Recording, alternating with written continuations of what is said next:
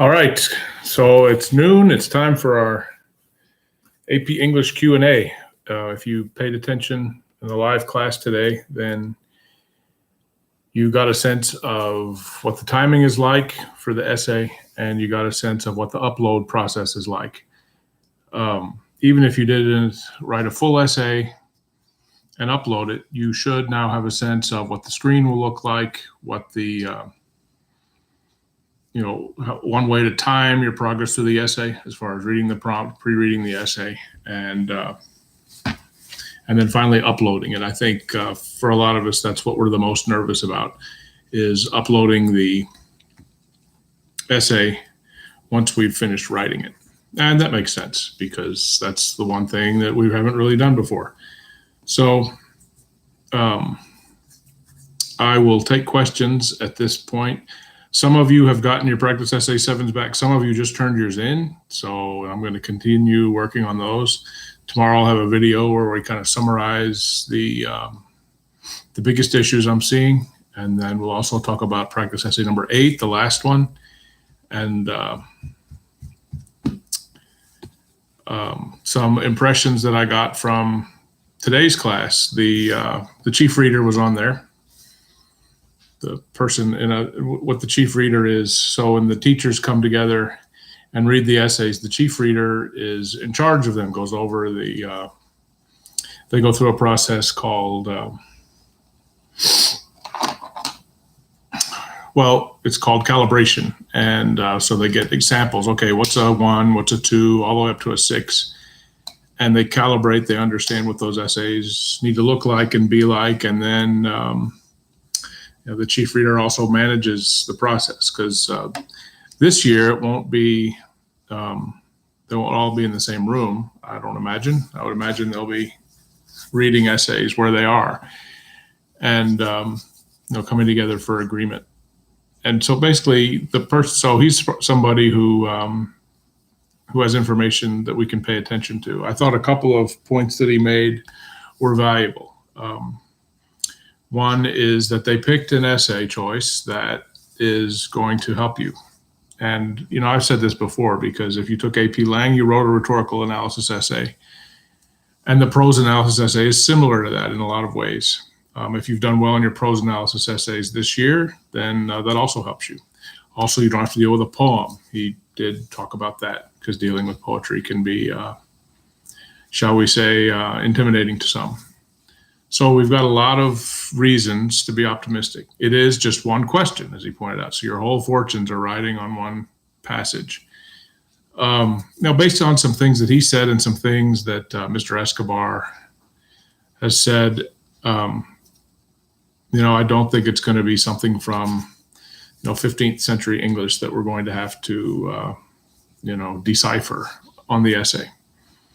That also doesn't mean that it'll be an ad from TV. It won't be that easy, but I'm not expecting an astronomically difficult passage.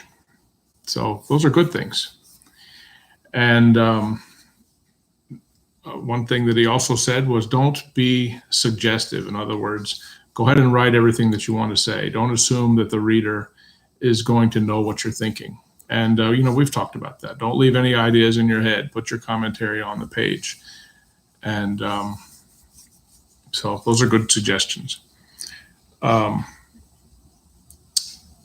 Any questions on your end as far as the test, as far as kind of the walkthrough process, how to upload everything? Any questions about, next week? Any questions?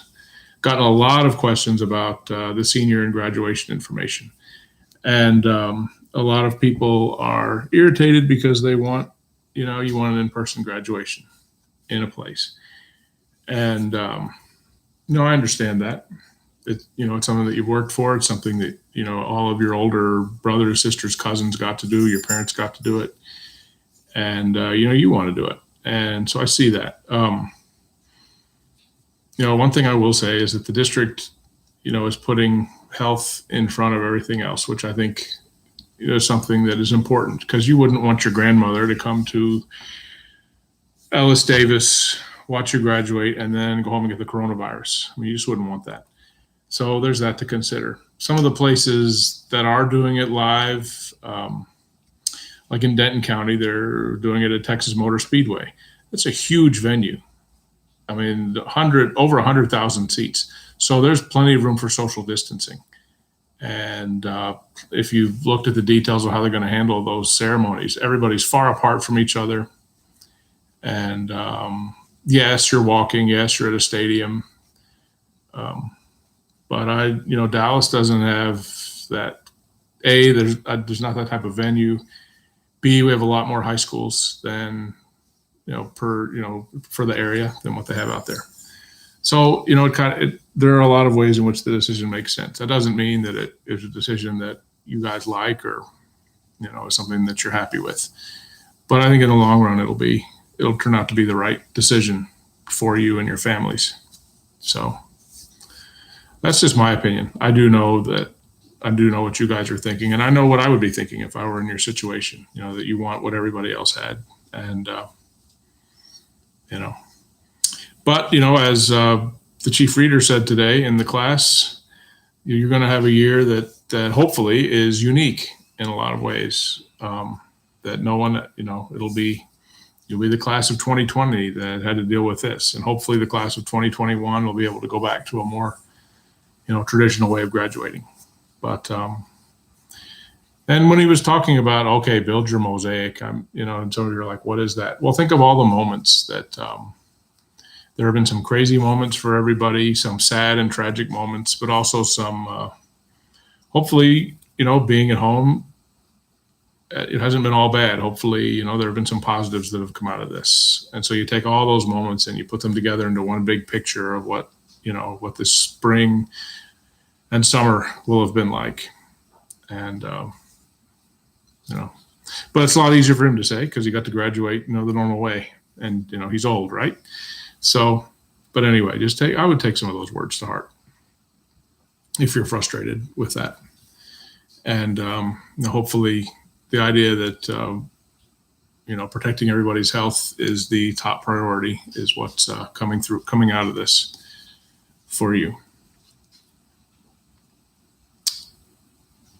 So last call. Any questions about the AP test? Any questions about the video we watched today? Any questions about uploading your paper?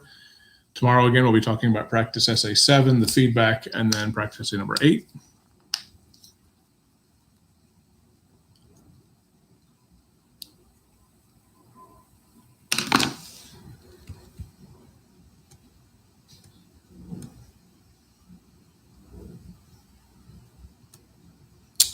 Okay, well, if there aren't any questions, put a video up with feedback on the essay 7, and then very little unpacking on essay 8 because I'm going to let you to do that yourself this time because that's what you're going to have to do on the 13th. And then that'll go up by 10:30 tomorrow, and then we'll have Q&A at 11:50.